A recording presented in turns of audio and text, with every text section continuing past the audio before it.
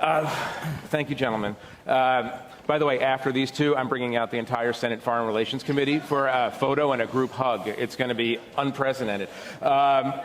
Senator Cotton, you heard Senator Murphy, who talks, like many in the Democratic caucus, about the limitations of American power, particularly in the Middle East, but not exclusively the Middle East. That kind of talk, I know from our previous conversations, doesn't sit well with you for a couple of reasons. Do you believe that the Democrats are defeatist on these issues?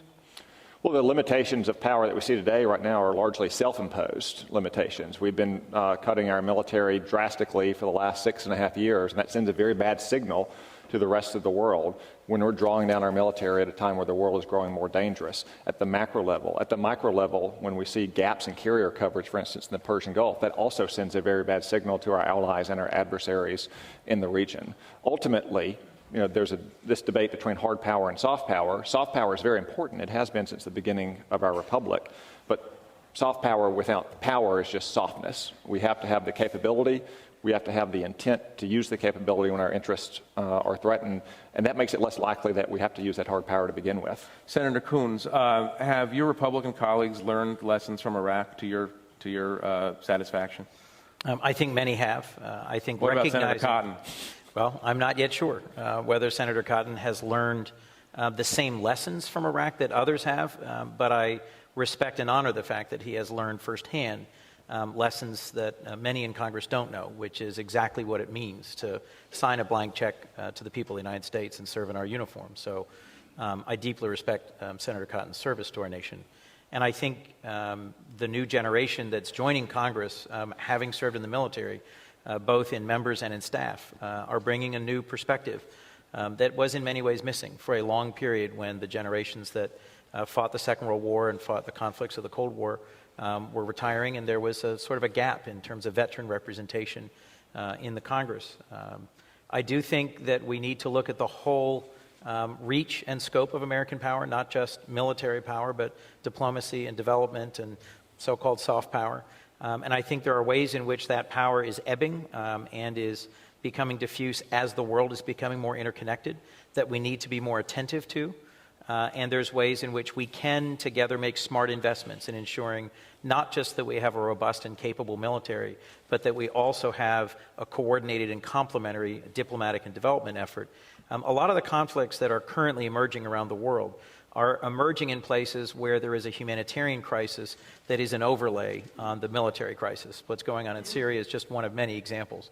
Somalia, for example, Nigeria, for example, on a continent where I've spent a great deal of time, are places where the combination of development problems, humanitarian problems, and security problems reinforce each other. So I do think we need to learn lessons from Iraq, but also lessons from other theaters and other places where the whole suite of American resources has to be put. Right. Senator Cotton, do you disagree with anything that he said in that regard? No, I think there is a lot of different tools of national power, but I would say the fundamental tool that enables all the other is military strength and the willingness to use military strength when our interests and our allies are threatened. One of the key lessons of Iraq is that security has to come first. That was a mistake of the Bush administration in the 2003 to 2006 period that since the decision makers have acknowledged. That's why we had the surge. Anyone who was in Iraq in 2006 on the front lines could tell you that without that kind of security, there's not any opportunity for the development of political reconciliation or economic growth or anything else. And you're seeing that now play out again in Iraq and other places around the world. I want to talk about Syria and Ukraine, but in Iraq, in many ways, for this conversation, is patient zero.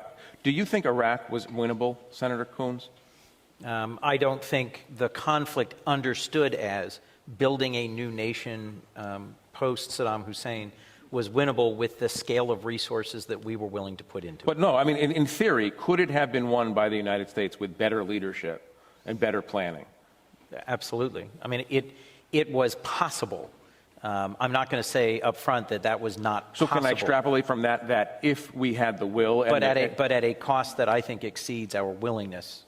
We'll talk about Syria and that. Well, I just want to say that not only do I agree with Chris that it is winnable in theory, I would say that it was largely won in 2011. And President Obama and Vice President Biden claimed that as one of their signal successes in 2011. Unfortunately, I think we've squandered that. We could have had in effect, a victory in Iraq for 2011 if we hadn't shortchanged security in the early days of the Iraq War. But war always takes a long and winding path. I mean, President Lincoln didn't expect that he was going to be fighting a civil war for 4 years, I would imagine. But the Iraq War is not just winnable. It ultimately was won. I would say, though, that we snatched defeat from the jaws of victory in 2011. But Senator Cotton, let me just ask you this, because you were in a minority, I think, in America, as current-day America, in believing that America should do all of the things that you believe it should be doing. Why should America be the world's policeman? Well, I would take that analogy to say you look at a policeman and most people think about him stopping crime. But the more important job a policeman has to do is to deter crime. The cop on the beat who understands what's happening in his neighborhood, who is there as a reassuring presence to the peaceful and the good, who is there to deter the wicked, and who ultimately is there to stop and punish those who act on that wickedness. That doesn't mean that we can intervene everywhere in the world, but it does mean that as the global superpower, we have global responsibilities. In many places, that is military. In many places, as Chris said, it's economic or humanitarian or diplomatic or so forth. They're trying to build alliances that can largely fend for themselves. But what you see around the world when America withdraws or retrenches is not a return to a natural state of order and stability. It's the natural state of disorder and instability. Senator Coons, there are very few Democrats who would say that America should be the world's policeman. Where do you come down on this? And specifically, I'm not talking about the soft power stuff. I'm talking about, how much of a presence do we have to maintain in the three most vital regions of the world, Europe, Middle East, and Asia? Are we the guarantors? And do you think that President Obama has reset our relationship with those regions to our detriment, as Senator Cotton does? I mean, we've got significant challenges in all three regions, obviously. Russia's aggression into Ukraine and annexation of Crimea, the significant challenges in Iraq and Syria and with Iran and their nuclear ambitions, and an expansionist China and the potential for real conflict in the South China Sea, I think are really straining our ability to be as engaged as we need to be. The world's policeman implies, I think, a mindset that says we should go in with military force absolutely everywhere. But an effective policing strategy is a preventive policing strategy that recognizes that it's very rare that a SWAT team's breaking down a front door to shut down a crack house. You have to, in order to provide security, which is our core goal, stability and order for the world, you have to support everything that makes a rule of law work. So you have to embrace multilateral institutions that provide the framework for rule of law, that provide for security and development for other countries on their own terms to avoid that return to the sort of state of nature. And you have to partner closely with other allies so that they're bearing some of the cost and some of the sacrifice involved in pushing back against expansionist powers like Putin's Russia. Senator Cotton, you're not Well, let me even say, I don't think Chris and I are disagreeing here in terms of, if you're talking about a policeman's role, then it doesn't always or even usually look like what happened in Iraq or Afghanistan in the last 10 years. It doesn't look like even what happened in, say, the tanker wars in the 1980s with Iran. It largely is a matter of presence and leadership, having carriers in the East Asia theater, having carriers in the Mediterranean, the Persian Gulf, having troops deployed in Germany throughout the Cold War to maintain a presence in Europe. We invest in our military and we have them forward deployed around the world, so we hopefully don't have to use them to begin with. Senator Coons, I want to ask you something about something that Senator Cotton, when Senator Cotton came to a lot of people's attention when he led the effort to write a letter, an open letter to Ayatollah Khamenei, warning him about, teaching him essentially about the American constitutional process as Senator Cotton understood it. First of all, what was your reaction when you heard about this? And second, talk about the role of Congress in oversight of our foreign policy. I think it was regret that he was the only Democrat that didn't join us. Yeah. Or that he wasn't the only Democrat to join us. I can admire the senator's boldness, even if I disagree with what Could you guys stop with the gentleman from Arkansas and the gentleman from Delaware stuff and just... I'm not allowed to be the gentleman from Delaware? Yeah, you can be the gentleman from Delaware if you need to But be. the whole sentence is, I can admire his boldness while really disagreeing with what I think was its impact. I, too, have sent letters to foreign heads of state as a senator on the Foreign Relations Committee, but always when consulting with our State Department and with my colleagues on the committee, Republican and Democrat. I think the Congress has a critical role to play in oversight of the implementation of this deal. As I've said, both at the University of Delaware and at the Carnegie Endowment, after coming to a decision to support the deal, it's with some real concerns. I think there are some real challenges in the short term, the middle term, and the long term in how this deal plays out if, in fact, it's fully implemented. We can expect the Iranians to cheat. They have a long history of cheating both in flagrant ways and in marginal ways. We can expect them to use some of the proceeds of sanctions relief to try and fund terrorist organizations in the region and promote destabilizing activities. And we can foresee in 10 to 15 years they're having industrial scale enrichment capability that is significantly threatening to the stability of the region and the world. And the Congress has to be engaged over a long period of time in restraining and deterring all three of those actions. But I still think having 12 tons of enriched uranium go out of their hands and having real-time 24/7 surveillance of their known and declared nuclear facilities is better than the alternative. While I'm sure that our audience doesn't want us to relitigate the Iran deal, I should give you a minute to respond to that. And I want to sharpen it and maybe also broaden it by asking this. It seems as if the Democrats on Iran and maybe other issues are worried about the behavior of regimes. It seems as if the Republicans are more concerned about the character of regimes. In other words, when you worry about the character, you don't think that there's a deal to be made because of the very nature of the regime. Democrats seem to be thinking, okay, they could be bad, but I have a way of roping them in. Is that a fair understanding of a crucial difference between the way the Democrats and Republicans understand treaties and understand Obama administration diplomacy? Well, I would say, character leads to behavior. Character is destiny. It's destiny for individuals, but also for regimes as well. But behavior can be controlled. Well, it can be from outside by the outside. And I would argue that this deal does the opposite of control Iran's behavior towards Iran's behavior. They're going to get up to $150 billion in sanctions relief, and they give groups like Hezbollah maybe $1 billion, maybe $2 billion. Just think about what that'll mean after they spend all their money on hospitals and swimming pools, as some administration officials said they would. We are rewarding their behavior, and you're starting to see the consequences of those rewards already. The nuclear consequences of this deal are by far the most grave, but they're also longer term. There's the immediate geopolitical consequences. For example, Benjamin Netanyahu had to fly to Moscow last week. I don't know what they discussed, but I would assume it had something to do with Iraq's continued shipment of rockets into Hezbollah and what it means to have Russian surface-to-air missiles in Syria when Israel has been interdicting those shipments. For the first time in 40 years now, a country like Israel has to worry about Russian presence on the battlefield in defending its core national security interest. In part, I would say, because of the immediate rewards we gave to Iran in this deal.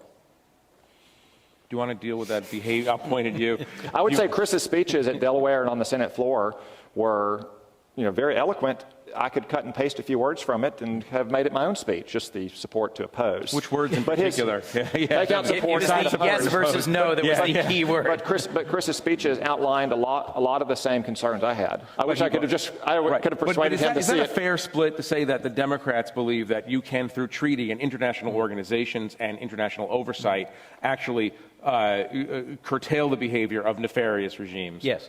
And at the end of the day, my gut reaction to this complex situation and difficult deal was, if we are going to end up having to use military force to take out Iran's nuclear weapons program or to deter its nuclear ambitions, I would far rather do it having tried diplomacy seriously first and with all of our key European allies on our side and with us in that effort, and with the intelligence that we're going to get from the inspections, then do it now with none of those along our side. But let me just correct the record, because you said treaty, and this was not a treaty. If it was a treaty, an agreement. It would have been an agreement. Absolutely. Let me ask you this, Senator Cotton, very quickly. How is your path on the Iran deal not going to lead to war or confrontation, military confrontation between the United States and Iran? Well, I would have gone back far beyond just the last 3 or 4 months. I wouldn't have started the negotiations with them. No, but I'm asking you to deal with the reality. The reality that you and the Senate were handed was there was the deal that the executive branch negotiated, and then there was no deal. Given the choices, you went for a no deal. How would your choice not have led to a confrontation? Well, it is possible that it would have. But and that's okay. Well, throughout human history, you see time and time again that if you're not willing to confront a threat or a disorder in the early stages, when it becomes intractable, you usually have to confront it in the later stages when it is graver and more serious to confront. That's not to say it's that military choice or military force is the first option, but it has to remain an option. And until Iran recognizes the United States and our allies like Israel and Gulf states are going to be key players in the region, and until they renounce their efforts to try to kill us and to kill our allies, then it's going to remain a mortal threat to the United States. And it may ultimately one day lead to military conflict. I worry that military conflict could be much harder because of the presence of more conventional weapons in the region, and ultimately it could be nuclear because of the presence of nuclear weapons in the region. Do you have a quick interjection? Just to your earlier point, I think it was a Republican president who denounced the evil empire, yet was able to reach important nuclear arms agreements with them to restrain the threat and the scope of the Soviet nuclear arsenal. I do think it is possible to see a regime as evil and to oppose their values and their actions, yet come to a diplomatic resolution that improves our security. Well, and I would agree, but Ronald Reagan did many other things, like deploying medium-range missiles to Europe or confronting Soviet expansionism in places like Afghanistan, and only sitting down at the very end of a long period of time in which he was confronting him in those ways. And finally, this situation is different as well. The Soviet Union already had thousands of warheads. We were on rough parity with them. Therefore, those agreements were going to be a roughly equal outcome. We had this much power, Iran had this much power, yet the results of that deal were like this. Let me, and I could do this all day, as you know, but we do have very little time left. And since I have Senator Coons here, I want to ask a question. Joe Biden, tell us what you think is going to happen and if you will support him if he actually goes and runs, since you are a senator from Delaware. I would support Biden Coons, except the Constitution doesn't allow it. I've said to him in person and I've said publicly that I would campaign for and enthusiastically support the vice president. I campaigned for him in Iowa in 2008. I think he is one of our most seasoned, most senior voices on national security and on foreign policy. He chaired the Senate Foreign Relations Committee. He has seen many of the current challenges in the world develop over decades, and I think is a well-grounded person to be our national leader. But he also has in his gut a passion for the middle class and an ability to fight for them. But he and his family are in a very difficult place to take on the rigors of a presidential campaign.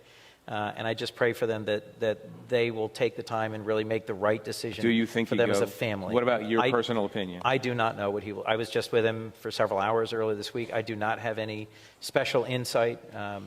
I think he's fully capable of being a successful candidate. I think if this were a few years from now and the sharpness of Bo's passing had a chance to heal, he'd already be in it.